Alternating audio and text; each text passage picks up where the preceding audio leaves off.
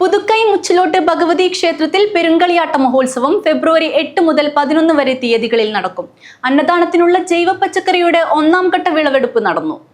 19 സംവത്സരങ്ങൾക്ക് ശേഷമാണ് പുതുക്കൈ ശ്രീ മുച്ചിലോട്ട് ഭഗവതി ക്ഷേത്രം പെരുങ്കളിയാട്ട മഹോത്സവത്തിന് സാക്ഷ്യം വഹിക്കാൻ ഒരുങ്ങുന്നത്. ഫെബ്രുവരി 8 മുതൽ 11 വരെ തീയതികളിലാണ് മഹോത്സവം നടക്കുക. മഹോത്സവത്തിനെത്തുന്ന ഭക്തർക്ക് അന്നദാനം ഒരുക്കുന്നതിനായി ജൈവ പച്ചക്കറി കൃഷി ഒരുക്കി. 1ാം ഘട്ട വിളവെടുപ്പ് അടുക്കത്തുപറമ്പ് കക്കാട്ടുമഠത്തിൽ കോവിലകം വക വയലിൽ വെച്ച് നടന്നു. വിളവെടുപ്പ് നഗരസഭാ ചെയർപേഴ്സൺ KV സുജാത ഉദ്ഘാടനം ചെയ്തു.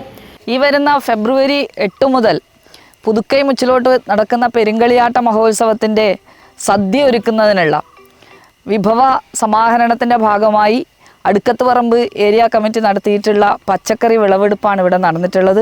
ഇവിടുത്തെ മാതൃസമിതിയും അതുപോലെ എല്ലാ നാട്ടുകാരും ഒരുമിച്ച് ചേർന്നു എന്നുള്ളതാണ് ഈ ഒരു കൃഷിയുടെ ഏറ്റവും പ്രധാനപ്പെട്ട പ്രത്യേകത എന്ന് പറയുന്നത്. ഒരു ഉത്സവം എങ്ങനെയാണ് ജനകീയമാക്കി മാറ്റുക എന്നുള്ളത് ഇവിടെ തെളിയിക്കപ്പെടുകയാണ്.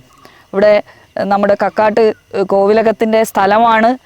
അതിവിടെ സൗജന്യമായി അനുവദിക്കുകയും ഇവിടുത്തെ എല്ലാ നാട്ടുകാരും ചേർന്നുകൊണ്ട് വളരെ ശ്രദ്ധാപൂർവം, കാരണം പ്രതികൂലമായ കാലാവസ്ഥയൊക്കെ അതിനിടയിൽ ഉണ്ടായിരുന്നു, എന്നിട്ട് പോലും അതിനെ പരിചരിച്ച് നല്ല രൂപത്തിലുള്ള വിളവുണ്ടാക്കാൻ വേണ്ടി നമുക്ക് കഴിഞ്ഞിട്ടുണ്ട്. Madikkai panchayat vice president V Prakashan, കോവിലകം അധികാരി മഹാപ്രഭ തമ്പുരാട്ടി, ക്ഷേത്രം കോയിമമാർ, ആചാരസ്ഥാനികർ, ആഘോഷ കമ്മിറ്റി ഭാരവാഹികൾ, മാതൃസമിതി അംഗങ്ങൾ, ക്ഷേത്രം ബാല്യക്കാർ തുടങ്ങിയവർ ചടങ്ങിൽ സംബന്ധിച്ചു.